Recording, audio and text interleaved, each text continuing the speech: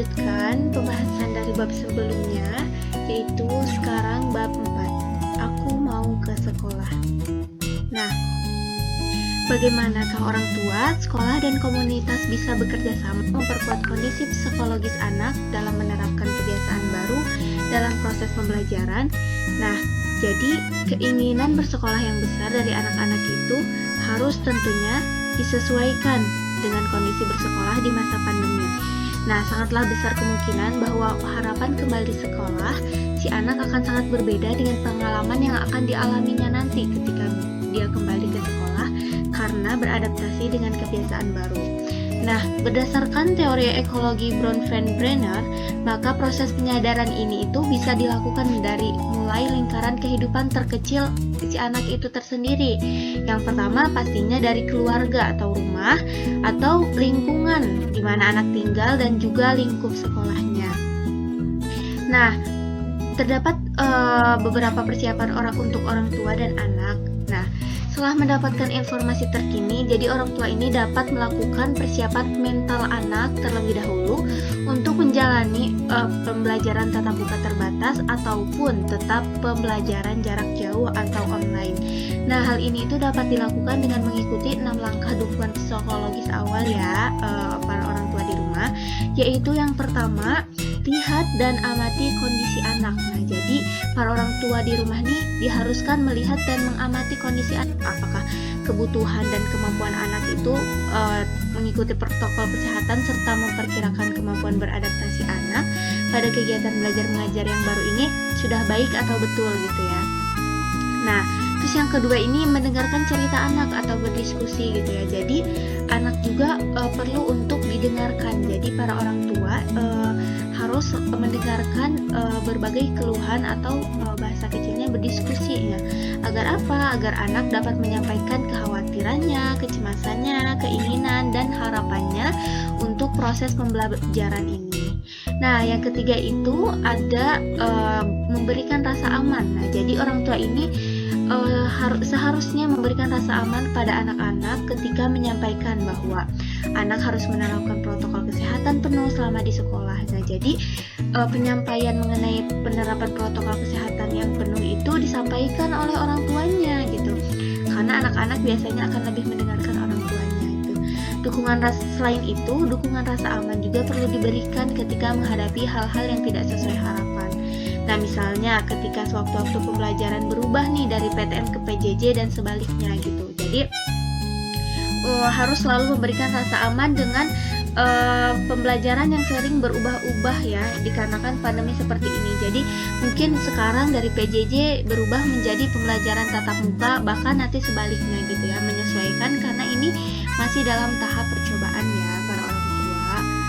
Nah, lalu yang keempat itu, apabila orang tua dan anak mengalami kecemasan yang sama yang mengganggu keseharian, nah keluarga dapat menghubungi ahli yang dapat membantu gitu ya. Nah, jadi tadi anak diberikan rasa aman oleh orang tua kan, tetapi jika anak dan orang tua mengalami kecemasan yang sama, keluarga harus menghubungi ahli seperti dokter atau kesehatan fisik dan psikolog terkait kesehatan mental, atau bisa menghubungi 119 X8 sejiwa. Nah, itu ya para orang tua. Yang kelima yaitu membiasakan anak untuk menerapkan protokol kesehatan, memakai masker, menjaga jarak, mencuci tangan pakai sabun untuk melindungi bahaya. Nah, jadi orang tua ini wajib memberitahu bahwa anak itu harus mematuhi protokol kesehatan agar dapat melindungi dirinya dan orang lain tentunya dari bahaya COVID-19. Yang terakhir itu tahapnya yaitu mengajarkan berpikir positif. Nah, jadi para orang tua harus bisa menanamkan harapan-harapan nyata bahwa kondisi akan segera membaik dengan pola kebiasaan baru seperti itu. Jadi para orang tua harus menanamkan ya pola kebiasaan baru seperti memakai masker, menjaga jarak, mencuci tangan dengan harapan bahwa kondisi COVID akan segera berlalu dan akan kembali baik seperti sedia kala. Seperti itu. Nah, setelah persiapan orang tua, di sini ada persiapan komunitas. Nah, Komite sekolah atau komunitas yang terlibat dalam pengambilan keputusan di sekolah itu terdiri dari pejabat sekolah, tenaga pendidik, tenaga kependidikan, siswa, orang tua siswa, dan beberapa sekolah melibatkan pihak pemerintah terkait seperti polsek, koramil, dan kelurahan atau aparat desa setempat. Nah, ada beberapa hal yang diperlukan sebagai bentuk dukungan pada anak ya. Nah, yang pertama itu penyuluhan pemerintah daerah terhadap kegiatan belajar mengajar di daerah. Nah, yang pertama. Yang kedua itu proses persiapan di lingkungan sekolah seperti makan sehat, tempat parkir, sarana kesehatan yang diperlukan untuk kondisi darurat. Nah, jadi semua sarana dan prasarananya harus sudah siap untuk mendukung proses pembelajaran tatap muka terbatas. Yang ketiga, ada sosialisasi kebijakan sekolah seperti jam dan proses belajar mengajar. Nah, pengantaran dan penjemputan siswa atau kebijakan terkait dan dengan penunggu siswa SD awal. Nah, jadi ada sosialisasi kebijakan terkait penjemputan dan pengantaran para siswa untuk jam dan proses belajarnya ya. Nah, yang terakhir itu penguatan fasilitas pendukung kegiatan belajar mengajar seperti sarana IT. Nah, jadi fasilitas pendukungnya harus lebih dikuatkan untuk memulai pembelajaran tatap muka terbatas ini. Nah, lalu ada persiapan oleh sekolah. Setelah tadi persiapan oleh orang tua dan komunitas, sekarang ada persiapan oleh sekolah. Nah, dalam proses pembelajaran sudah disadari tentang pentingnya menyesuaikan kurikulum dan juga lingkungan kelas terhadap kebutuhan anak. Nah, jadi kurikulum dan lingkungan kelas itu harus selalu menyesuaikan terhadap apa-apa yang menjadi kebutuhan anak. Nah, berdasarkan data UNESCO, diperoleh gambaran bahwa beberapa kelompok anak ini mengalami dampak negatif yang lebih besar dibandingkan kelompok lainnya.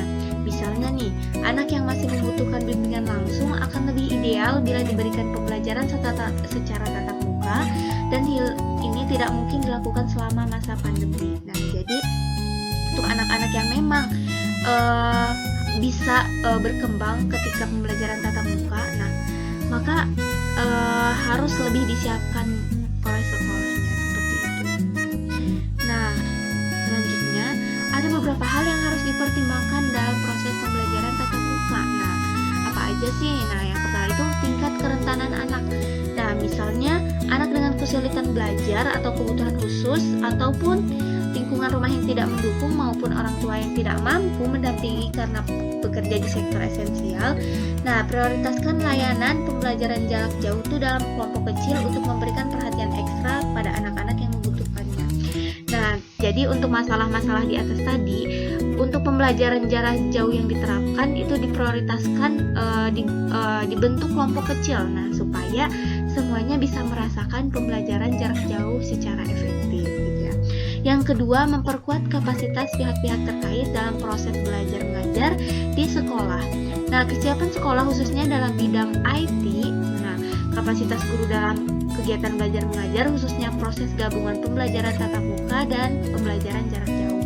Baik, kesiapan anak dalam program belajar yang baru. Nah, jadi bagi anak-anak dengan lingkungan rumah yang tidak mendukung itu, seperti tidak ada tempat belajar, tidak ada kemampuan beli kuota atau pulsa ya, maka dukungan komunitas sangat dibutuhkan gitu ya. Jadi sekolah itu harus memiliki data siswa dengan tingkat kerentanan yang tinggi. Jadi dengan data tersebut sekolah bisa membantu mana saja nih siswa-siswa yang kekurangan seperti itu. Nah, ada contoh dari pemetaan tingkat kerentanan dalam aspek digital. Nah, bisa dipetakan ada tingkatan kerentanannya, ada tingkat yang ada kemampuan digital, kemampuan rendah, kemampuan sedang, dan kemampuan tinggi. Nah, jadi nanti setelah dipetakan akan terdapat solusinya. Nah, seperti tidak ada kemampuan digital, nah jadi solusinya materi pembelajaran dibatasi oleh buku pelajaran dan tugas tertulis. Nah, jadi interaksi guru dan siswa juga dibatasi pada catatan tertulis. Nah, untuk selanjutnya yang nomor 3 itu anak-anak sekolah dasar itu masih membutuhkan dukungan penuh dari guru, interaksi sosial ataupun pengalaman pembelajaran secara taktil.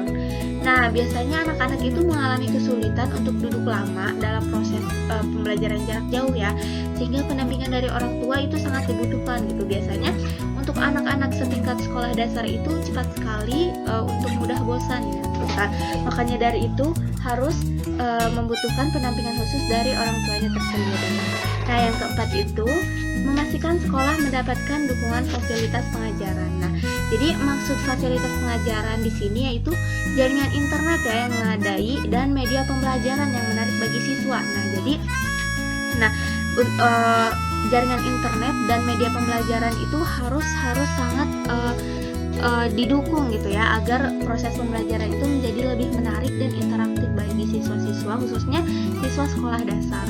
Nah, terus yang kelima itu ada melakukan advokasi terhadap pengembangan kurikulum yang adaptif terhadap perubahan proses kegiatan belajar mengajar. Serta yang terakhir itu perlunya melaksanakan masa orientasi sebelum pelaksanaan pembelajaran tatap muka.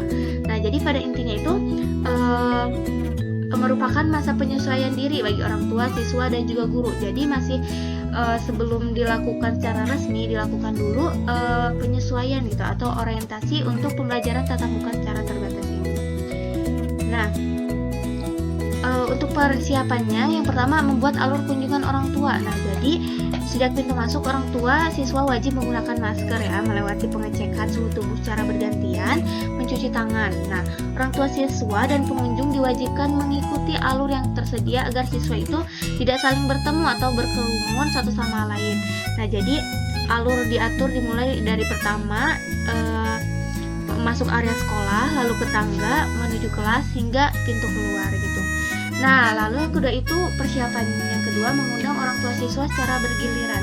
Nah, jadi pelaksanaan orientasi orang tua dan siswa itu dilakukan secara bergiliran untuk menghindari kerumunan ya tentunya, dan menyesuaikan kapasitas maksimal ruangan. Nah, di ruangan kelas jeda meja satu dengan yang lainnya itu berjarak minimal 1,5 meter. Nah, untuk kapasitas peserta di tiap kelas terbatas karena jumlah siswa per kelas itu hanya maksimal 10 orang atau 25% ya. Nah, untuk pelaksanaannya sendiri, orang tua siswa ini masuk ke kelas untuk mengikuti simulasi pembelajaran dengan tetap memakai masker. Jadi, orang tuanya mendampingi anak-anaknya. Lalu pada saat selesai pembelajaran, orang tua siswa diajak melakukan simulasi snack time. Nah, dengan snack time yang dibawa dari rumah masing-masing, yaitu atau makan siang, yaitu mencuci tangan dan menggunakan hand sanitizer. Nah, tidak saling berbagi makanan dan alat makan dari minum ya, untuk mencegah penularan virus COVID-19. Lalu tidak saling meminjamkan peralatan pembelajaran seperti buku dan alat tulis, atau yang lebih parah alat makan dan alat ibadah. Nah, yang keempat, tidak berbicara saat makan juga. Nah, untuk ibadah tersendiri, jadi membawa perlengkapan ibadah masing-masing dari rumah juga. Bergantian ketika berwudu dan menggunakan toilet, serta menjaga jarak satu sama lain ketika beribadah.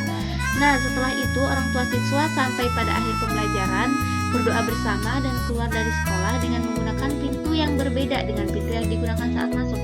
Nah, jadi pada akhir pembelajaran orang tua siswa menggunakan pintu yang berbeda dengan pintu saat mereka masuk. Nah, jadi untuk pembelajaran tatap muka hanya dilakukan 2-3 hari dalam sepekan. Nah, misalnya Senin, Rabu, dan Jumat, karena di luar hari itu sekolah dibersihkan dan dilakukan disinfekasi. Nah, selain itu proses disinfeksi juga dilakukan secara berkala usai pergantian kelas berakhir. Jadi hanya 3 hari dalam satu pekan. Nah, mungkin sekian untuk